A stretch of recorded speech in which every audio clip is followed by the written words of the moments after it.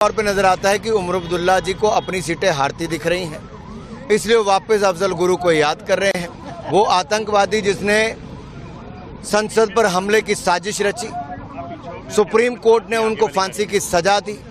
ऐसी कौन सी मजबूरी है कि कांग्रेस और नेशनल कॉन्फ्रेंस को अफजल गुरु को याद करना जरूरी है। स्पष्ट दिखता है कि चुनाव हार रहे हैं, तो ये इस तरह के पीएसए को हटाने का काम भी बात कर रहे हैं, जिसका मतलब उपद्रवियों को छोड़ना है, दंगइयों को छोड़ना है, नशा बेचने वालों को छोड़ना है, पथराबाज करने वालों को छोड़ना है।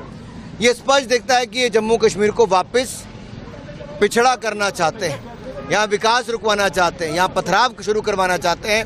ये आफती पार्टियां हैं, आफत फैलाने वाली पार्टियां।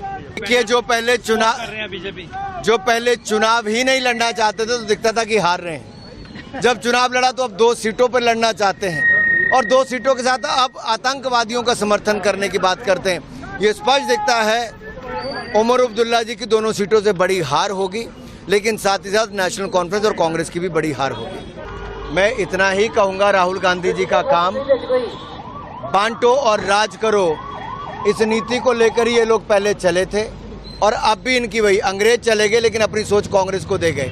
ये आज कभी जाति कभी धर्म के नाम पर देश को बांटना चाहते हैं, कभी क्षेत्र के नाम पे बांटना चाहते हैं। ये कांग्रेस की रणनीति है, देश के बाहर जाओ और भारत को बदनाम करो। राहुल गांधी जब भी देश से बाहर गए भारत को बदनाम करने का काम ही किया।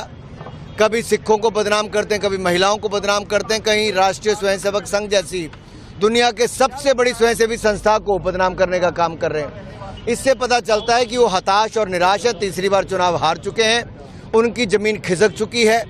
और राहुल गांधी जी, देश को बदनाम करने से कुछ नहीं होगा, चाइना का फंड लेने से कुछ नहीं होगा, पाकिस्तान की मदद लेने से कुछ नहीं होगा। वोट तो भारत की जनता ही करेगी और भारत की जनता कांग्रेस को नकार चुकी है।